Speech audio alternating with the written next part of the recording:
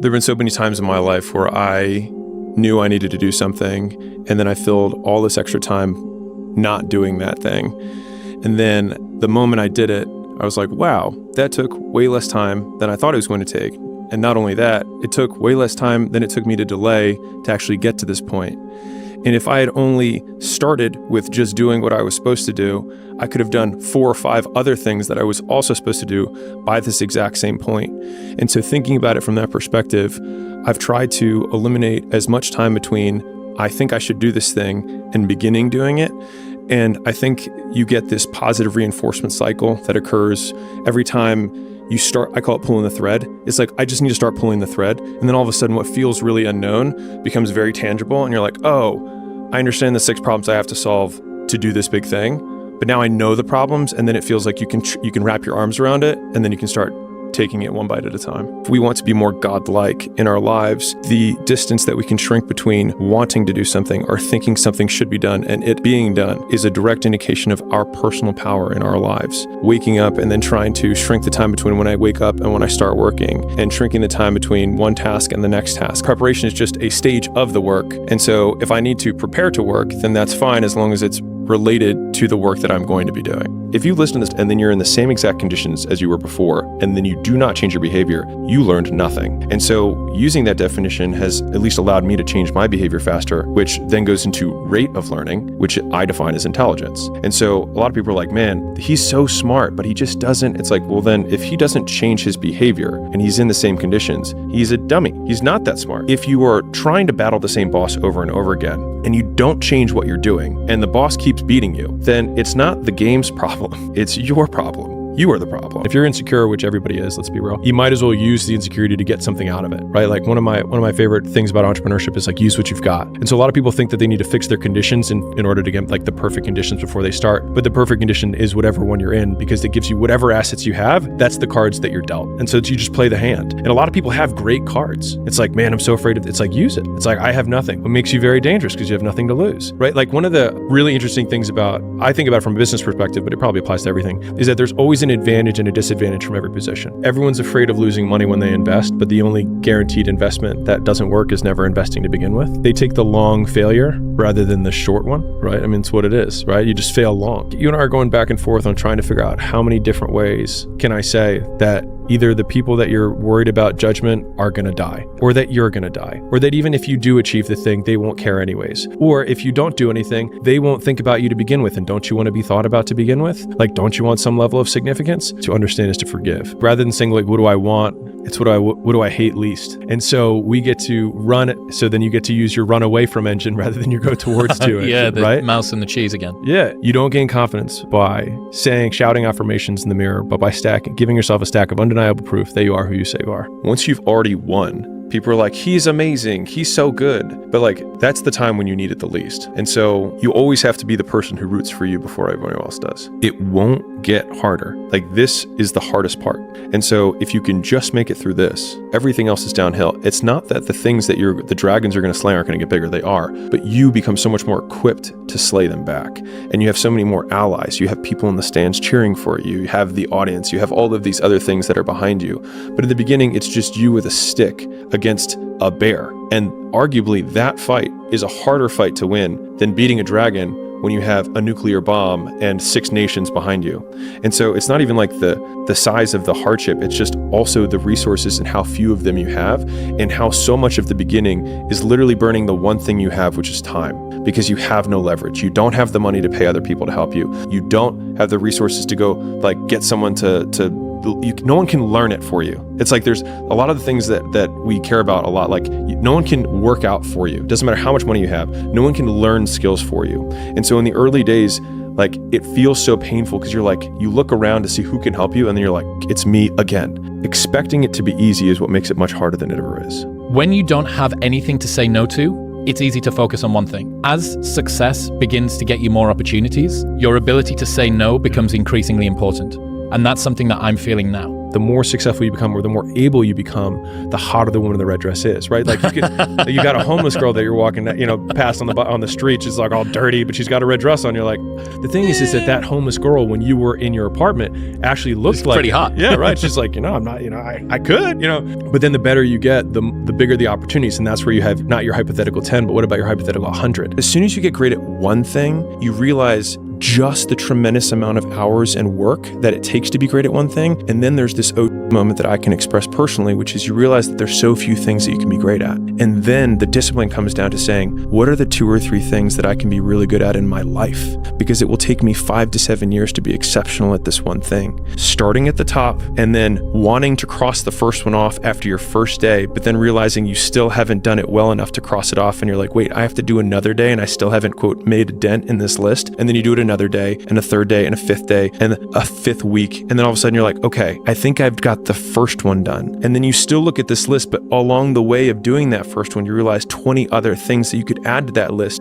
And so I have translated every single negative comment that comes to me where someone complains about me, so flipping the script, to Alex lives his life in a way that I would not prefer. And so it's actually been this very weird, like, oh, they said all this stuff. And I was like, does that mean I live my life in a way they wouldn't prefer? Great, because they live their life in a way that I wouldn't prefer. And that's why it's their life and I live my life. And it's just been this really wonderful reframe that like just almost comically completely minimizes most things. Yes. But I think that complaints come down to that. So you have circumstances, you have other people, and then you have self, and that's it. Those are the three big ones that everyone puts all of their blame on. And so the first 2 obviously don't serve you. The third sometimes serves you depending on what you do as a result of it. Those big 3 has just been a really easy filter. It's like, oh, am I blaming circumstances? Am I blaming other people? Am I blaming me? Everything around you will try and force you to dilute yourself. It will force you to try and fit in with your surroundings. Like this force is natural and it's inevitable, and yet we have to fight it. And the fact that it's hard does not make it less worth it. You can try to be lucky and pick the one perfect thing and try and make it, but if you don't want to try and be lucky, you can just do so much work that you will brute force your way to figuring it out. Like if you do 1,000 podcasts, you'll be pretty good at podcasts, right? But if you try to say, okay, you're brand new and all you have to do is make one perfect podcast, the problem is that you don't have the perspective from which to make a judgment to say what is good because you have zero data to base anything off of. And so you're basing your idea of a perfect podcast on something that you've literally never done before. And so doing the volume gives you the perspective to then have the best podcast at number 1,000 or 1,001. When you're growing in a business, it's very painful. When you're stagnating in a business and you're plateaued and you don't know what to do, it's very painful. When you're declining and you also don't know what to do, it's very painful. And so that means that all conditions of reality are painful. If pain is a prerequisite for reality, then it means it's just a signal that we are alive. And so in thinking about that, rather than pain as a problem, it is a signal that I'm breathing, and then becomes irrelevant. Champions just interpret anxiety as excitement. And if you're excited to go up, then you're like, I'm amped, versus I'm stressed. You have to do it so many times that by the last time you're doing it, you're bored of it. Like you don't even want to see the thing again. When you're sick of it is the point where you'll have no adrenal response to the stimulus because you've seen it so many times. You could do it in your sleep because you hate it at this point. And then when you get up, you're like, oh my God, let's just do this. The best art is art where the artist makes it for themselves. And where you see commercial work is where a bunch of people are trying to make something for an audience. And so they're trying to like rinse and recycle stuff that actually solves no one's problems because no one is actually the audience. Whereas when you make it for yourself, there's thousands of people just like you who will have the same depth of understanding of it, but it feels selfish in the moment to make something for yourself. But when you make it for yourself, you actually make it for everyone. If you want the work that you have to last and to be meaningful and make an impact, it comes from 100 golden BBs of 100 particularities, of 100 peculiarities that you are picky about, because the whole thing needs to work. And what happens is if you have a big project, lots of people have to get involved, but there still needs to be one vision. And otherwise it looks like a Frankenstein where everyone just checks a box of something they did in the past, they just copy and paste it over, and then it doesn't resonate with anyone because again, they just did it for everyone rather than for the artist. And so using that as a frame has given me permission to be me in an unreasonable world. But then like the difference between 5 and the next 95 times is what goes from being great to being a masterpiece. And like it's that next 95 that I think is what makes people world class. And that's where everyone falls off. And that's why most people aren't. I think most people feel really lonely when you want something that doesn't currently exist. And so some people call that dreams, some people call that goals, whatever it is, you're trying to pull something from your mind into reality and you want it done a certain way. And if it's not done that way, it's not what you imagined. And so people on the outside will throw stones and call you names that they think will change your behavior and get you to stop. And the more I have been the person trying to pull things into reality, the more I've tried to weather and build kind of defenses against those things. When those stones get hurled at you by being called a control freak or by saying you micromanage things or that you have incredibly high standards, the answer is yes, because I want it done right the first time. If you have enough will, it's going to get done the way that I want it to get done regardless, and it'll be less painful if we just do it right the first time, because we will still have to do it, and you may have to do it 3 or 4 more times, but eventually you will just succumb to the fact that we're going to do it this way. All of the great things that have happened for humanity have been from one man or woman who had an idea and just wouldn't let people shake it from them. You're going to lose sleep. You'll doubt whether it'll work. You'll stress to make ends meet. You won't finish your to-do list. You'll wonder whether you made the right call and have no way to know for years. This is what hard feels like, and that's okay. Everything worth doing is hard, and the more worth doing it is, the harder it is. The greater the payoff, the greater the hardship. If it's hard, good. It means no one else will do it. More for you. Personal growth is training yourself on how you respond to hard. Because in the early days, hard was, ooh, stop. This isn't good. This is a warning sign. This is a red flag. I should slow down, or I should stop, I should pivot. But the more I think about it as a competitive landscape, as I'm clear on what this path is supposed to look like, and these rocks and these dragons are things that I'm going to have to slay along the way to get the princess or get the treasure, I get happier about the harder it is because I know that no one else will follow. It's a selection effect.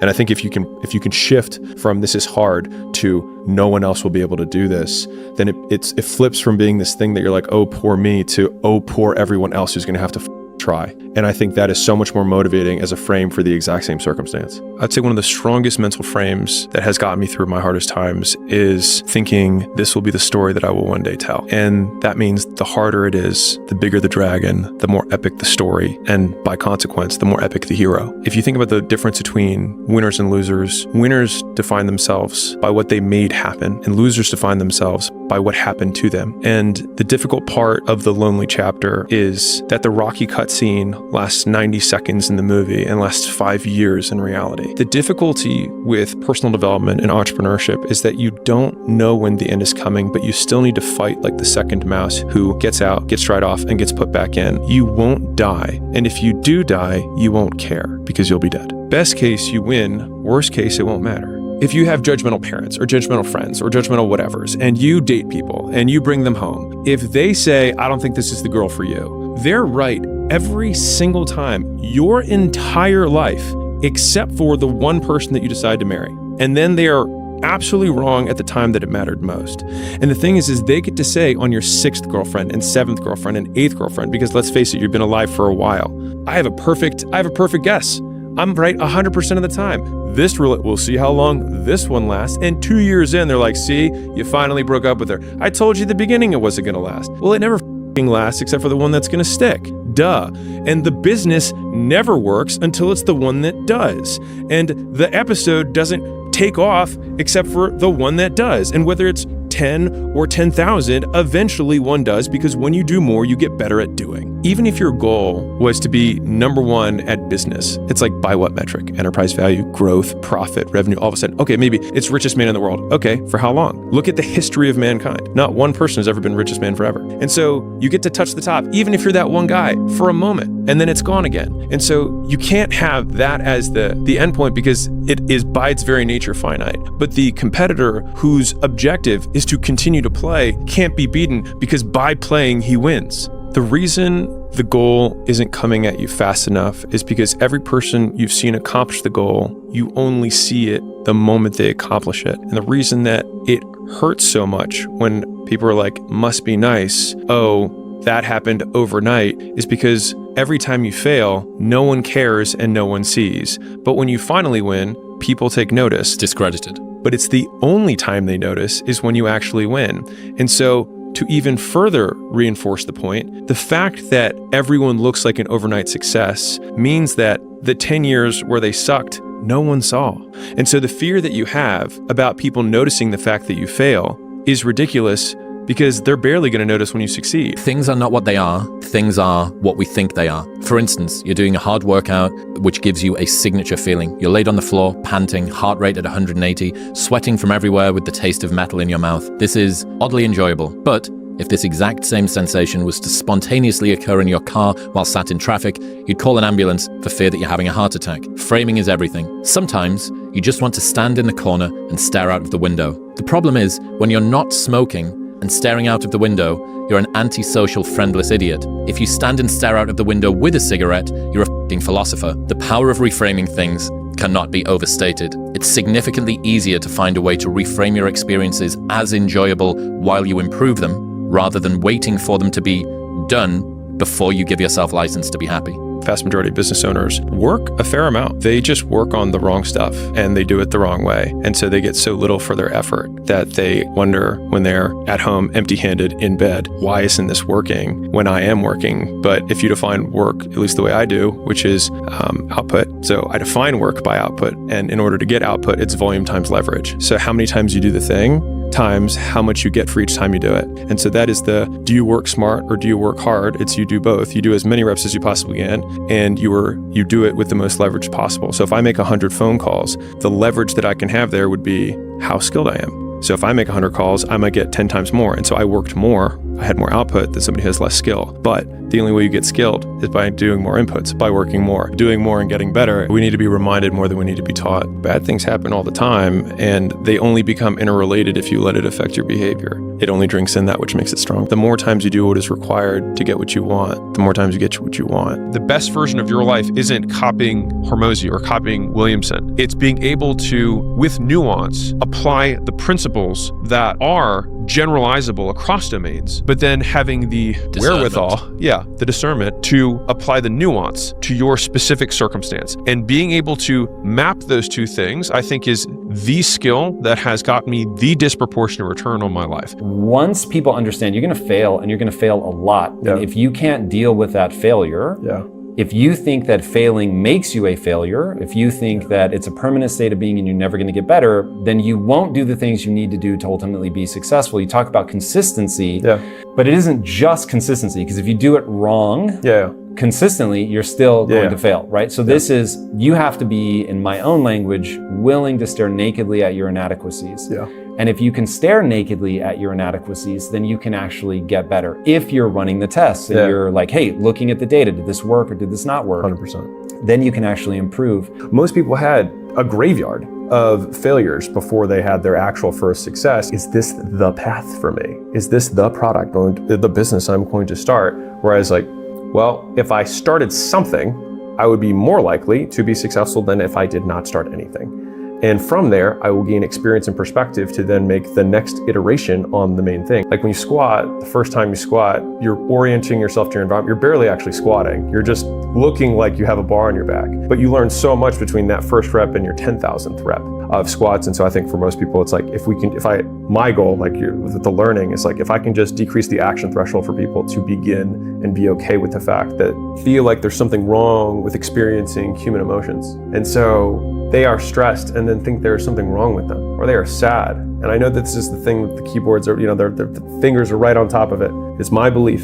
It is contrarian. I accept that it's the beliefs we have about our emotions that are the things that drive us mad. And so somebody's sad, and then they tell themselves that they're bad because they're sad, or they're wrong to be sad, or they're a piece of shit because they're sad, rather than saying, isn't this a beautiful thought about the human existence? Like, if I could not be sad, then I would not experience joy. So like, if I say that I don't want to be sad anymore, then I would also have to give up joy. Am I willing to do that? No. Well, then this is just a part. Like, I can't say that I want sunny days if there are no rainy days. Like, we don't say weather is good or bad, it just is. And so I think to the same degree, the human experience is also that way too, at least how I define it. And so I think having that as my backbone frame in terms of my worldview, although contrarian, has helped me a lot in dealing with the things that often derail entrepreneurs on their path to getting what they want. And so for me, that's been very helpful. So from a contrarian standpoint of like belief, Peter Thiel's question, like what closely held beliefs do you have that most people don't agree with? That's one of them. They're going to suck, and it is okay to suck. You should expect to suck. Do not cast power to your excuses. Own your circumstances, because no one else will. So I think the difference between like rich people and poor people, successful people, not successful people, is the degree to which they attribute or give power to their circumstance, right? And so the difference between a self-made billionaire who started with nothing and someone who else started with nothing is not the resources, obviously, because they both started at zero. So what else is it? It's their resourcefulness, not the resources. When I say these beliefs, I don't say these as an affront to anyone who shares different beliefs, to be clear. But for me, a very core belief that has been, I think, intrinsic to at least the material success that we've experienced has been a belief that meaning is self-ascribed. So that there is no inherent meaning in the things that we do, or the actions we take, or the outcomes that happen, but only that which we ascribe to it. And so because of that, I feel like it's allowed me, to the point of what you were saying about like the amount of pain and the amount of suffering that you have to go through in order to achieve the things on the other side. I think it's allowed me to reframe a lot of the discomfort into, what if this just is how it always has been? Or what if this is actually amazing? And what if this is exactly what it should look like? And so I think a lot of times it's the discrepancy between our expectations and reality that shape the emotions that we have in response to any given situation, bad, good, etc. And so I think a lot of people can't control their state. And we deal with this with a lot of the portfolio companies is, there's a big percentage of time where they're stressed and they think there's something wrong with that. And so I feel like a lot of people, and if you do that, if you are the type of person who has those traits, then you are very likely to be successful. And so there's this competition that I used to feel towards like the older classmen. If think about it like entrepreneurial grades, I just feel like I'm gonna be further, faster, whatever by that time than that guy is. But lo and behold, those guys helped me. So of course it would make sense that I get there faster. And like, I'm sure you've seen, like, there are guys in their mid-20s with 9-figure companies and they're killing it.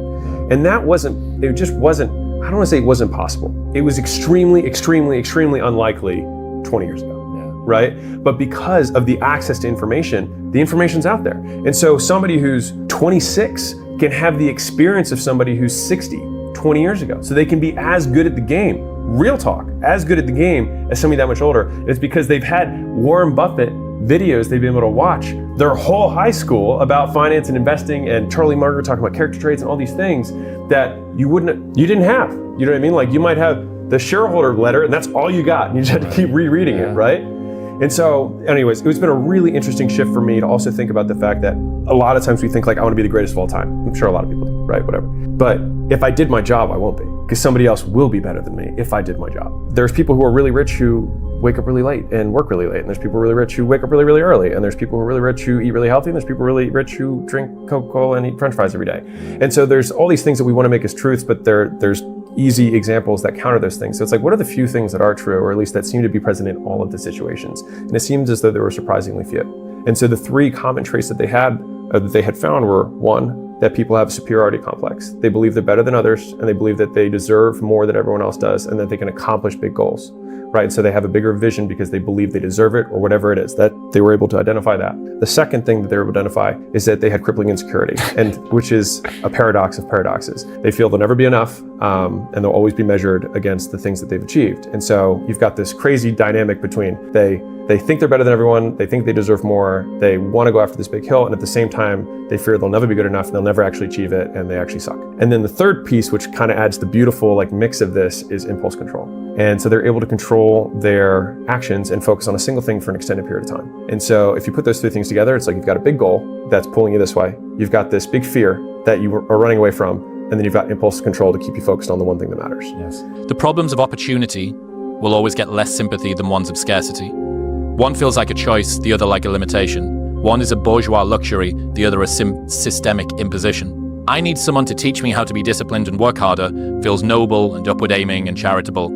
I need someone to teach me how to switch off and relax, feels dopaminergic and addicted and transactional and opulent. Every underdog movie ever has a training montage of someone working their life out by working harder. Most people who claim to be perfectionists are not perfectionists. They're actually procrastinating because they're not doing anything. Right. And so it just is a socially acceptable label, because the real perfectionists feel this sickness where they like want to itch their skin off until the thing's done, but they are trying to get it done. Whereas the perfectionist or the procrastinator uses that to say, like, I'm not sure, I'm just getting it right. But like the person who's an actual perfectionist, one, wants to finish and is working every hour of every day on the thing and seeing progress towards it. Because if you don't know how your thing is getting better, you're not a perfectionist, you're just ignorant. Perfectionism is around volume. It's like, that is what we are optimizing towards. Because if we knew how people responded ahead of time to content, then we would make things differently than we do. If we're heroes in our own story, it's not avoiding pain, it's choosing from the very beginning the alchemy, which is like, you have these terrible situations, it's like, and you have the opportunity to turn them into magic and skip or shortcut all the growth you're going to have in a really short period of time simply by twisting the knife and being like, I'm going to do something about it. I think being really specific about your pain is helpful. Even more so, like, what is the twisting the pain? What is twisting the knife? Like, how do you operationalize twisting the knife, right? Instead of being like, I hate my life, it's, I hate the way Andrew makes me feel when he says that I'm a piece of and I'm not going to amount to anything, comma, because he's right. Like, why does it hurt me? Like, if someone says, Alex, you're not going to amount to anything. If someone accuses you of being poor or fat. Right. I'd be like, I have evidence to the contrary. So this will probably not bother me. The things that bother us are the ones that have an element of truth, or sometimes not an element, are comprised almost entirely of truth, and we just don't want to look at it. And so I think it's the twisting the knife is looking in the mirror and saying, what if they're right?